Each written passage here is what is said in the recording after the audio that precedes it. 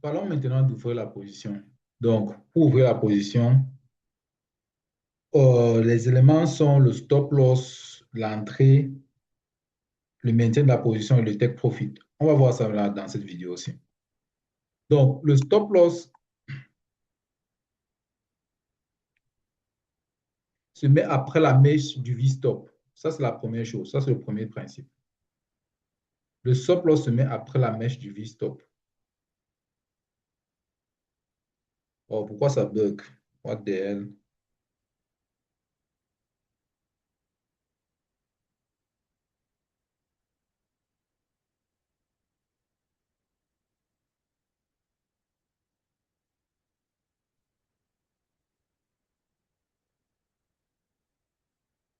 Supposons par exemple que tu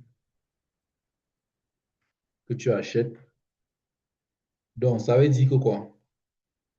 Supposons que tu es venu acheter le Tenkan inversé ici. Tu vois le Tenkan inversé là. Tu es venu acheter ici à l'entrée. Tu vois la mèche du V-stop ici, la mèche ici. Tu dois mettre le stop loss en bas avec un écart comme ça. OK. C'est ça que je veux dire. Donc, les stop loss, on a les stop loss.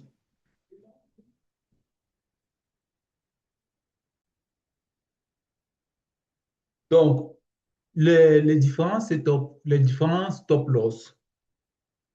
Premièrement, il faudra comprendre que le stop loss, tu dois comprendre le processus pour le stop loss. Le stop loss a le principe ci.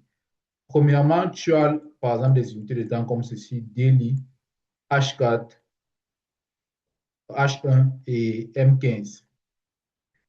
Si tu prends un setup en daily, tu vas aller venir entrer. Si le setup est en daily, tu vas venir entrer en H1. Et c'est à H1 que tu vas aussi avoir le stop loss. Tu vois un peu. Et tu vas entrer, tu sais que tu vas entrer en H1 sur Tenkan inversé. Donc,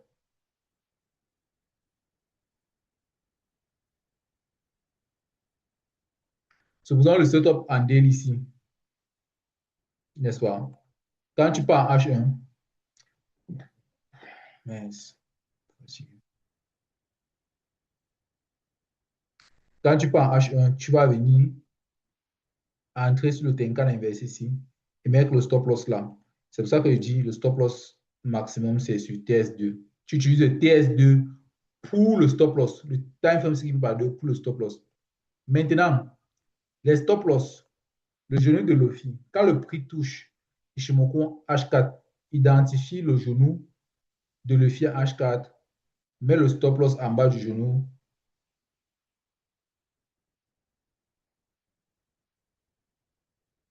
De Lofi H4, qu'est-ce que vous voulez dire ici? C'est pour ça maintenant que tu as H4. Le prix touche Ishimoku.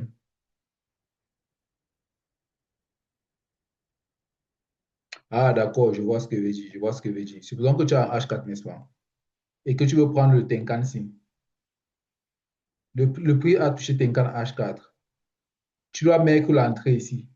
Le genou de Luffy sur la montée ici. On a deux genoux de Luffy. On a la bougie rouge ici. On a l'autre bougie rouge ici.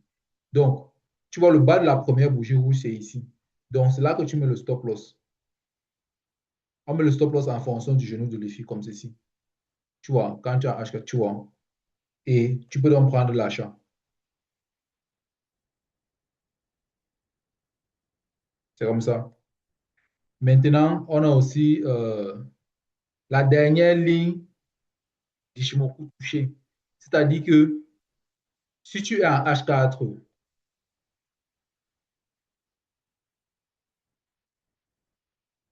partant en M15 par exemple, partant en M15, je vais te montrer ça en M15. C'est mieux, je te montre ça en M15. Supposons par exemple ce qui est en train de se passer là maintenant sur le Nasdaq. Le Nasdaq qui est en train de partir. Si tu es entré par exemple ici, ça c'est beaucoup plus sur les trucs comme M15.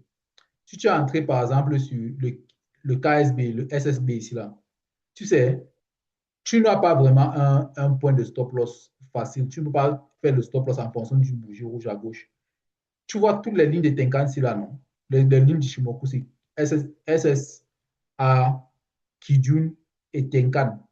Mets ton stop loss en bas de la dernière ligne Ishimoku, ici, comme ça.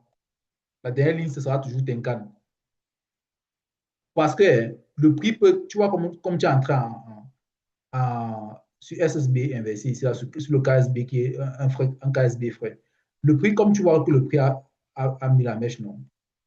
Voilà, c'est ça.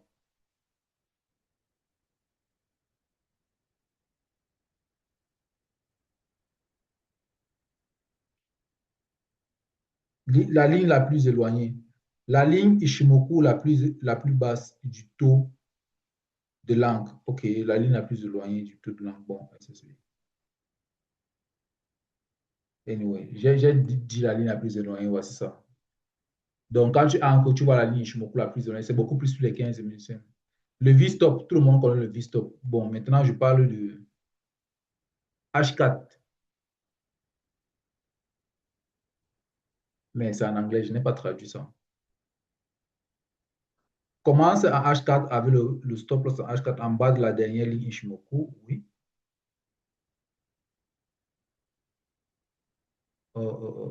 Et là, j'essaie de donner un processus, hein. J'essaie de donner un processus. Bon,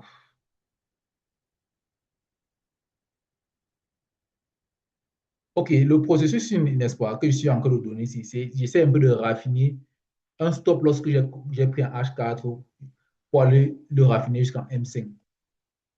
Donc, partant en H4, par exemple.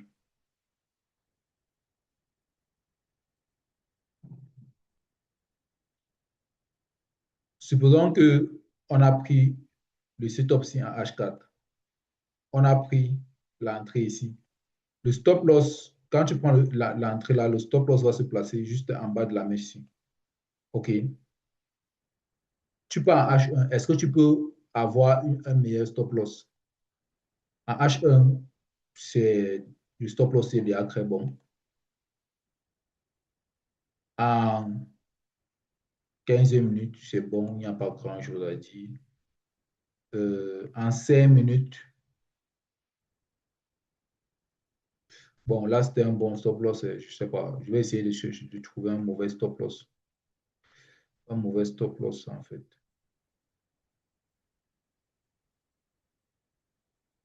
Prenons par exemple l'entrée en Kijun ici. L'entrée sur Kijun, H4. Mettons par exemple le stop loss en bas du gap ci, juste là comme ça. Quand tu pars en H1, est-ce que tu peux avoir un meilleur stop loss? Bon, tu es là. Quand tu pars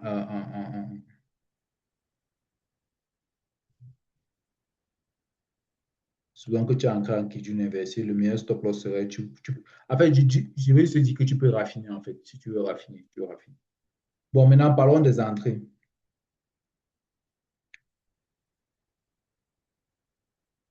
L'achat en bas de ligne Ishimoku, la vente en haut de ligne Ishimoku.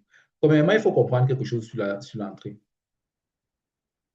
On a, on a une série de time frames comme ceci, n'est-ce pas? On a le daily, le H4, le H1, le 15 minutes et le 5 minutes, n'est-ce pas?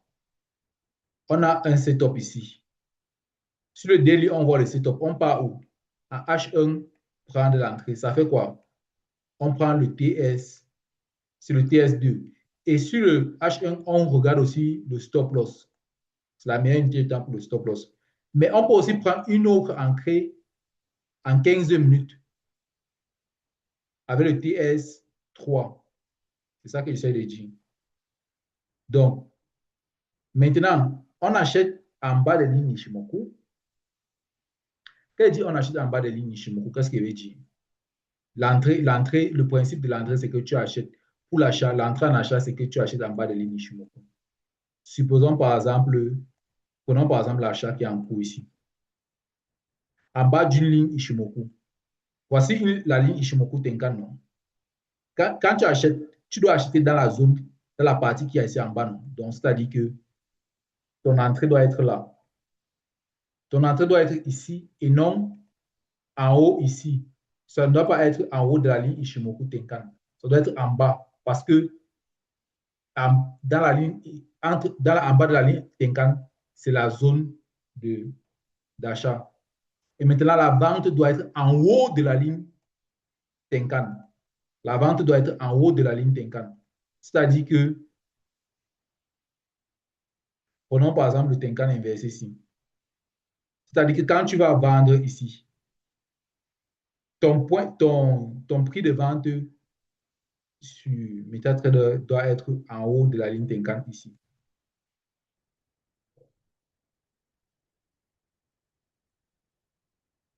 Tu vois un peu.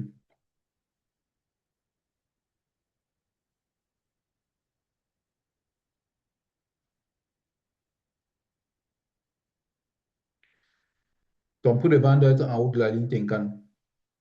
Et ton prix de vente ne doit pas être, ta vente ne doit pas être en bas de la ligne Tenkan et en bas de la ligne Ishimoku, en bas de la ligne Kijun, loin ici en bas. Non, ça c'est trop quand même. Donc tu dois vendre en haut de la ligne. C'est le principe en fait. C'est le principe.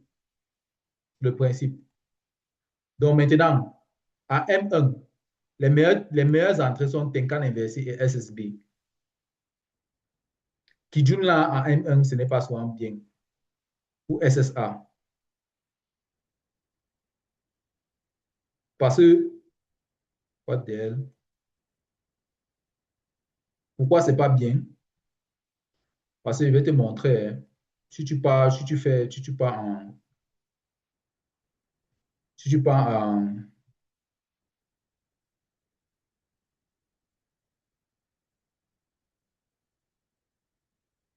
si tu pars par exemple en,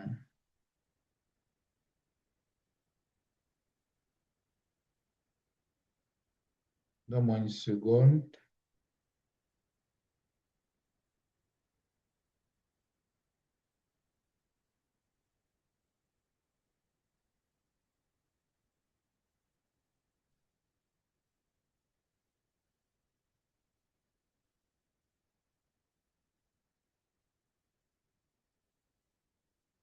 Si tu pars par exemple en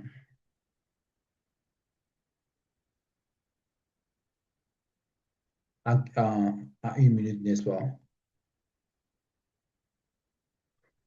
Ce qu'elle veut dire, c'est que, bon,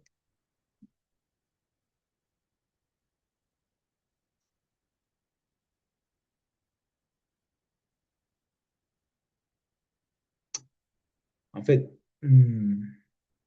j'aurais peut-être dû mettre Kijun ici. Hein.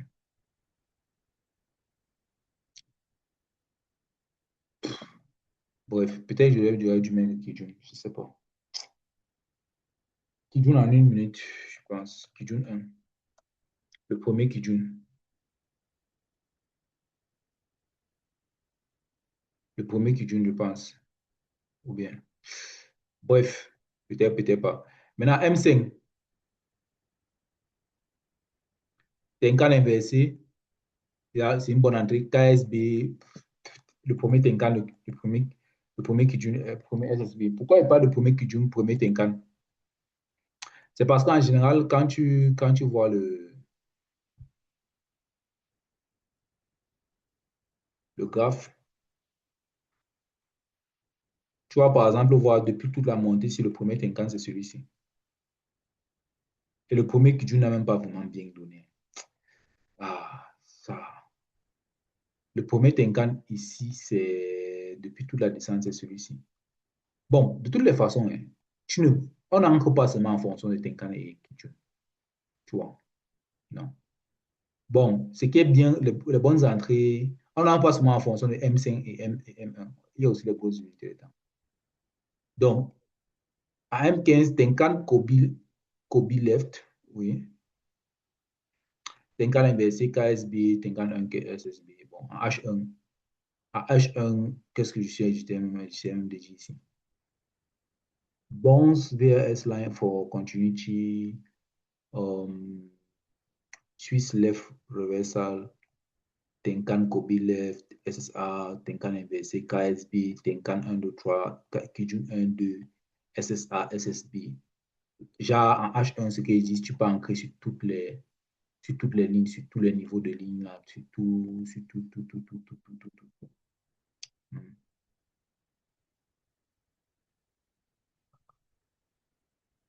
En fait, j'ai dit en H1, tu peux entrer sur tout. Tenkan inversé, Kijun inversé, KSB, Tenkan, Kijun, je sais pas, SSB. Ce sont tous les bons SSA, sont les bons endroits pour entrer en H1. Bon, bref, j'essaie juste de mettre les endroits où entrer, en fait, sans trop, toute autre forme. Ce sont les choses que tu connais déjà.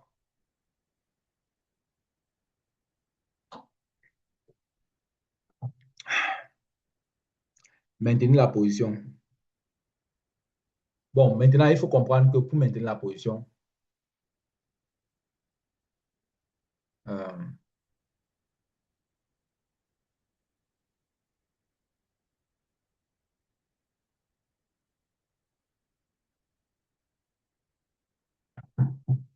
pour maintenir la position, on maintient la position avec le TS1. Si tu veux maintenir la position, n'est-ce pas? On a le daily, le H4, le H1. Tu trouves la zone d'entrée, la zone de setup en daily.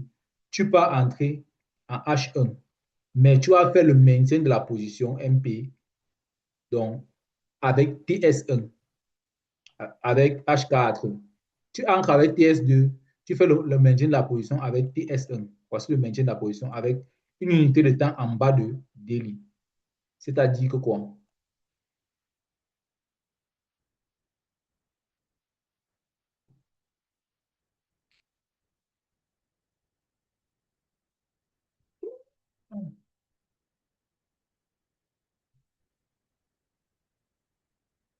C'est-à-dire que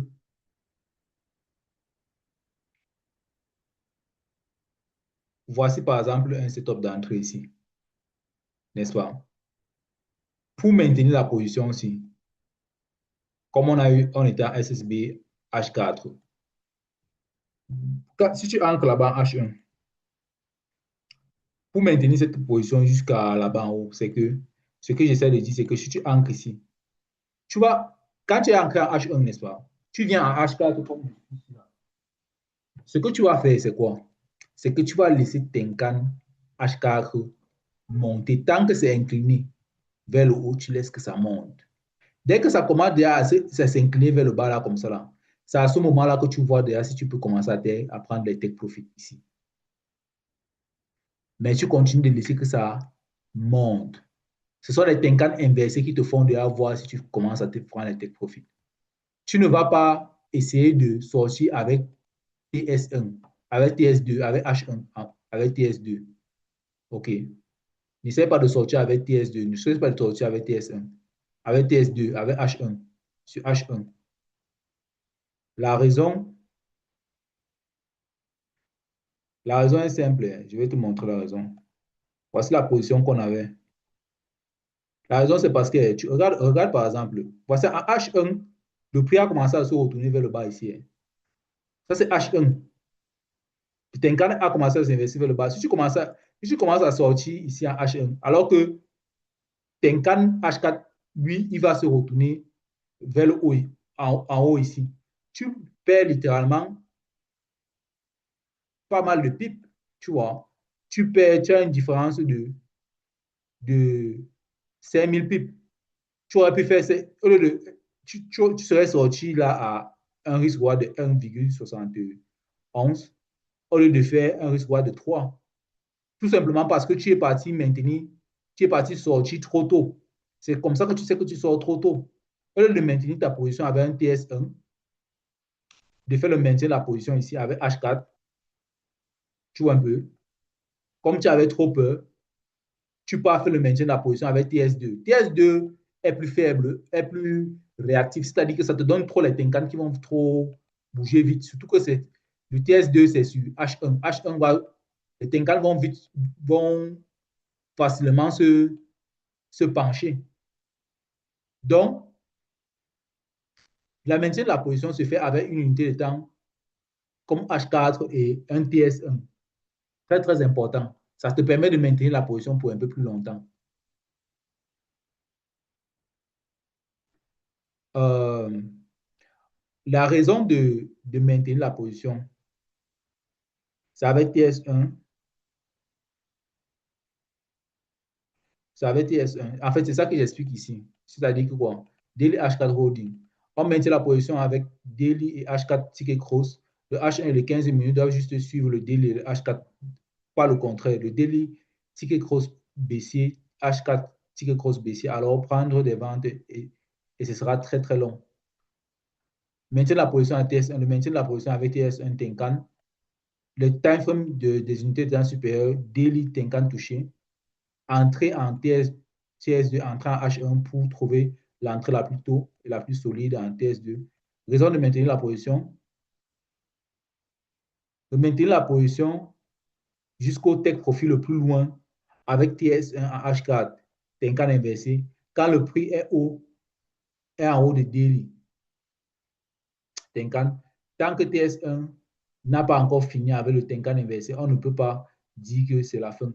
Donc, Take Profit sur TS1. Take Profit sur TS1 est aussi le best parce que ça permet à TS au prix de monter assez haut. Donc, ce que j'essaie de dire, c'est que tant que H4 n'a pas encore baissé vers le bas, ce n'est pas encore le moment de.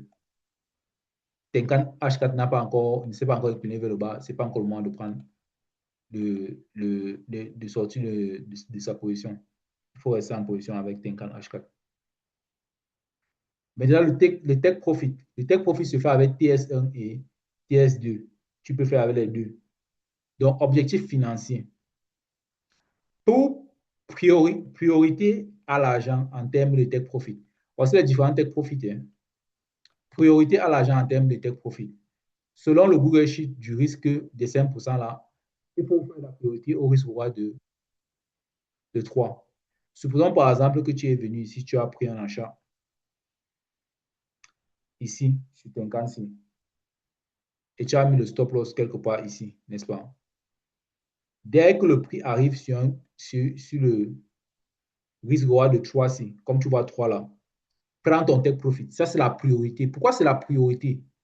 Il faut comprendre pourquoi c'est la priorité. La priorité parce que tu as des objectifs à atteindre selon le document du risque ici.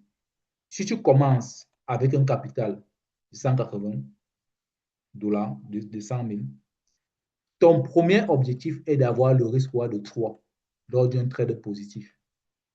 Donc, il faut l'atteindre pour valider la ligne numéro 2. Tu pourras entrer encore une prochaine fois ici, mais à valider d'abord le premier risque roi. Ça te donne aussi un boost d'énergie. Ça, c'est l'objectif numéro 1. Surtout quand tu es encore en train d'apprendre à maîtriser la lecture des contextes. Numéro 2, le take profit est dans l'unité du setup. Ici, on a pour le setup en daily. Le take profit est dans l'unité de temps du setup. Donc, tu prends la zone d'entrée, le setup en daily, c'est-à-dire qu'on a daily, H4, H1. Tu prends le setup en daily, tu prends le TP en daily. Donc, si tu prends l'entrée ici, le setup ici, ça, ce sera la zone. Ce n'est pas l'entrée, la zone. Ton premier take profit sera le sommet ici, qui doit être cassé par le prix. C'est comme ça, en fait. Ton take profit est dans la zone, dans l'unité de temps de ton setup. Dans la même unité de temps, tu prends le take profit. Tu marques ton take profit. Bon, Kijun aussi, si tu es déjà dans le trade et ne voit pas encore, ne doit pas, si tu es déjà en trade, ne doit pas pencher vers le SL étant hors du nuage. Kijun, 15 minutes. Et puis, il ne doit pas KSB vers le SL, sinon sortir du trade. C'est-à-dire que Kijun 15 minutes, n'est-ce pas, est aussi un bon indicateur. Supposons que tu as pris le trade que tu vois si tu pars en 15 minutes.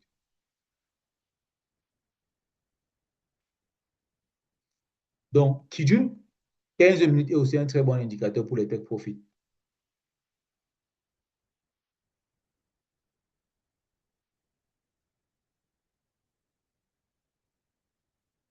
Par exemple, tu as pris l'entrée ici, non? Souvent que tu as pris l'entrée là, regarde par exemple. Ce que je suis en train de dire, c'est que voici Kijun 15 minutes qui descend. Maintenant, quand ça commence à monter là,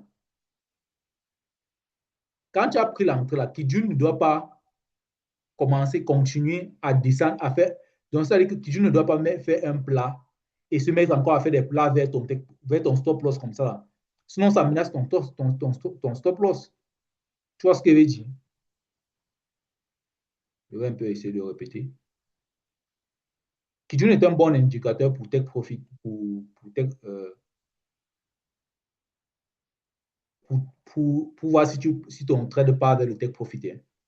C'est-à-dire que si tu prenais par exemple une entrée ici sur le Kijun-ci, supposons sur le Kijun-ci, ici là sur le Kijun-ci, Kijun était d'abord haussier. Après, c'est devenu plat. Puis bizarrement, Kijun part vers ton stop loss. C'est un danger. Kijun normalement doit partir vers le take profit. C'est pour ça que dès que tu vois ça, il faudra commencer à voir comment tu vas sortir du trade. Mais supposons que tu as entré ici. Kijun ici était plat. Après, ça part vers le haut, tu es content. Puis Kijun part encore vers le haut, tu es encore plus content. Mais si Kijun descend comme ça et descend en bas de SSB, c'est là que tu dois commencer à t'interroger. Actuellement, Kijun est un peu dans le nuage en 15 minutes, mais ce n'est pas grave. Ça ne menace pas ton stop loss.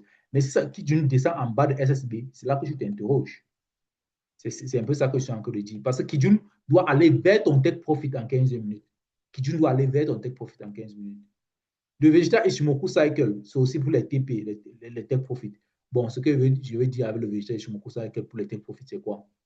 C'est que, supposons que tu es en 4 heures ici, tu as le Vegeta Ishimoku Cycle. Euh, là, par exemple, ici, là, c'était quoi? L'origine. Ici, là, c'est quoi? La racine. Et là-bas, en haut, c'est quoi? La nouvelle tendance. Tu vois, si tu prends l'entrée ici en 4 heures, ton take profit, c'est les zones du Shimoku, c'est-à-dire que le Shimoku Cycle.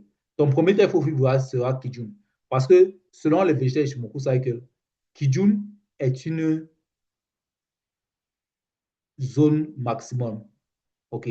Une zone où ça peut faire 0%, ça peut avoir 0% de chance d'aller vers le haut et 100% de chance de se retourner.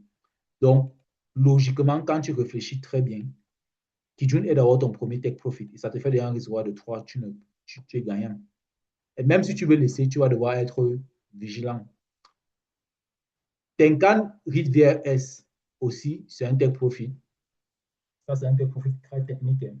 Très technique. Il va avoir la capacité à lire ça. Supposons par exemple que tu es sur le daily. Si tu passes sur le daily et que tu vas avoir le Tenkan Read VRS là, comme un take profit. Par exemple, voici par exemple un Tenkan Read VRS. Si je prends le rectangle ici, je mets comme ça. Je cherche le Tenkan VRS de Delhi. Je mets sa forme. Tu vois que Tenkan est déjà entré ici, dans le, dans le rectangle qui a de résistance ici. Tenkan est entré à l'intérieur.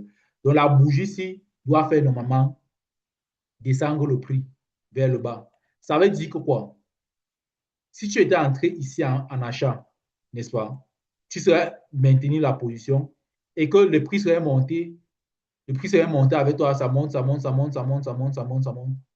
Arrivé sur la bougie, si, n'est-ce pas?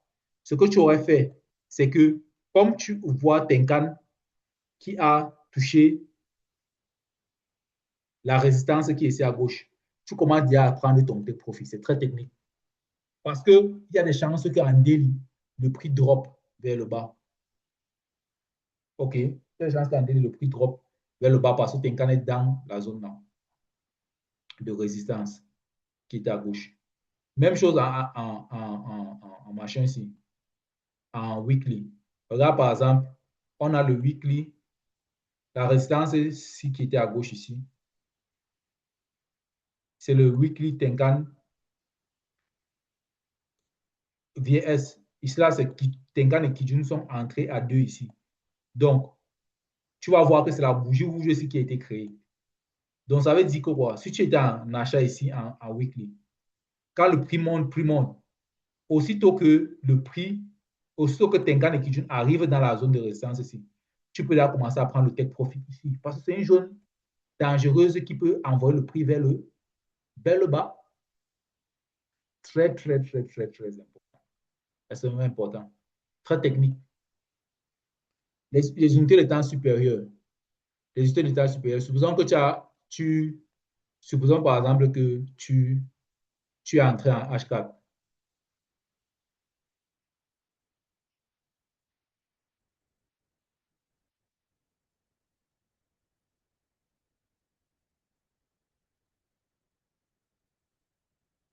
Est-ce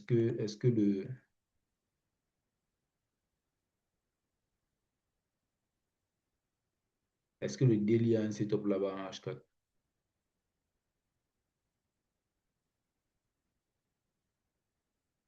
Voilà, voici un setup H4 ici. Voici un setup daily.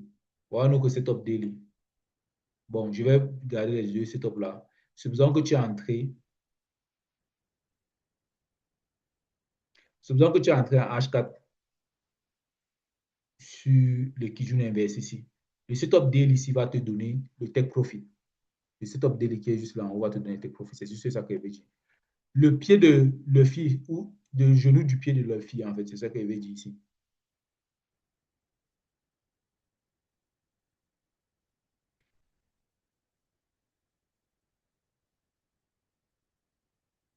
Le genou du pied de Luffy est aussi un take profit.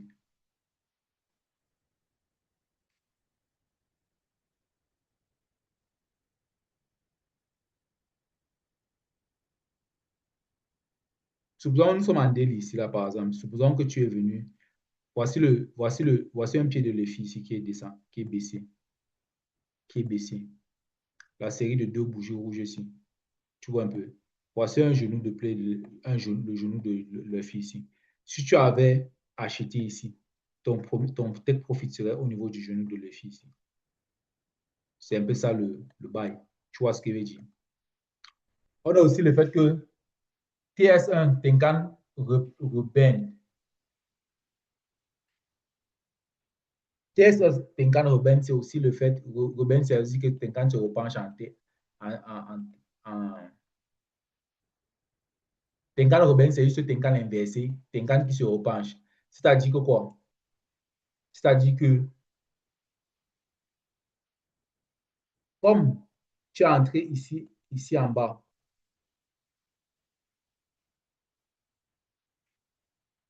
comme tu es entré ici en bas sur Tenkan inversé vers le haut, Tenkan qui part vers le haut, tu entres là, tu mets le stop loss là. Aussitôt que Tenkan se repenche encore après KSB ici, vers le bas, tu peux y commencer à prendre un take profit ici. Tu peux aussi prendre un autre take profit là. Tu peux prendre un autre take profit aussi ici. Tu vois un peu. Donc, tu as le take profit là, tu as le take profit ici. Voilà les endroits où tu peux prendre ton take profit. Donc, c'est juste les repenchements de Tenkan en fonction de Tenkan. Donc, ce sont les façons de prendre ton take profit en fait. Donc, c'est comme ça que tu fais pour ouvrir les positions. Donc, prochaine partie, on va passer aux 14 théories hyper élites.